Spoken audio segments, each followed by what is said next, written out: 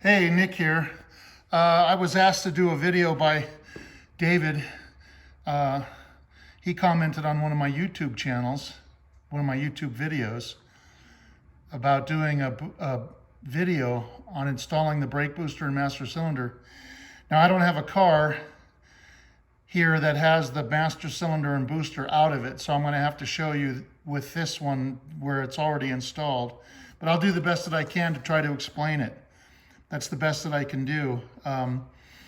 When I install a brake booster, I install the bracket. I don't know if you can see the laser pointer. Here's the bracket. The bracket there. And then these are the studs that go through the firewall. If you can see that. Right there, the studs. There's nuts on the back side, and this is what I disconnect to remove the booster. I leave the bracket on the booster, and from the inside, I remove the nuts that are on these studs, and I remove the booster. Now, also, there's a rod that goes to the brake pedal assembly, and that has to be removed. That has to be disconnected from the brake pedal assembly. And then on the master, you only have two nuts here. These are probably 5/16 or so. And then this is a 9/16 wrench to take these off. There's no seal on the master, between the booster and the master. There's no rubber seal. So the master cylinder just bolts up to the booster here with these nuts, and that's it. There's no seal. There's nothing you have to do otherwise. And then connect up the hoses. It's pretty simple, pretty cut and dry. This is how I have it arranged. I have the aftermarket proportioning valve in there. And then you have your vacuum hookups. This is the transmission modulator and vacuum for the booster here. And I only use vacuum hose. I don't use fuel line, okay? If you use fuel line, then you're making a mistake. Fuel line will collapse. The fumes from the engine will eat at the fuel line and make it soft. So you have to use vacuum tubing, vacuum hose, which is what I use. And then let's go on the inside. So now I'm underneath the dash. And let me get my laser pointer.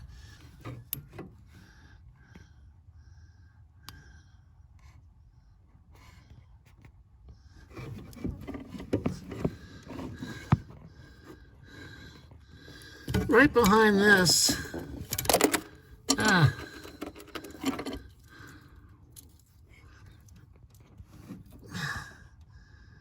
right there's one of the bolts.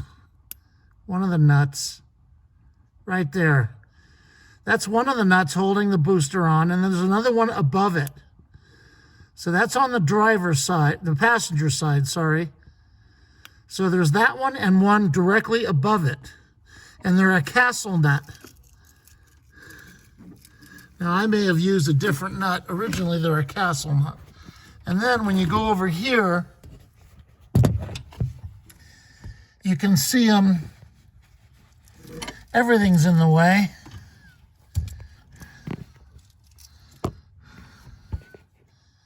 There they are. There's the one on the driver's side, and there's the one below it. So that's three of them I pointed out. The other one I couldn't get to, but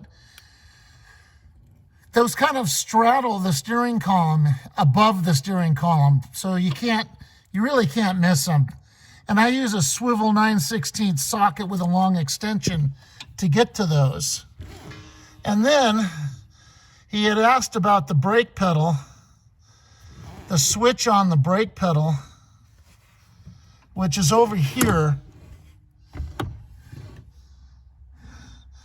I got to get this over here like that. Okay, see, so now I'm not going to take this out to show you how it's installed. It's just too much work. And I don't have a car here where it's out of it. But I can go, you know, here you can see I have these plastic insulators. That's factory. Right here, another one. Here's the retaining clip. You can see here, here's the body of the switch right here. But if you notice on this side, you don't see that because it's notched on this side, so it will slip over the rod. The switch will come from the top down and slide over the rod here while it's connected. In other words, the rod can be on the brake pedal assembly, and you can slide the switch from the top down over it. Now, granted, the rod has to be towards this side, so it'll slip on. And then you put the clip in and attach it. That's the best I can show you. Let me see if I can get it close. The plastic things are important, the spacers, these plastic spacers.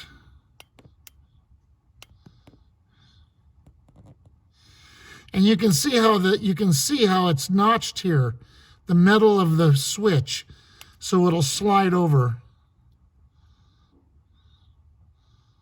This side is not notched. Okay?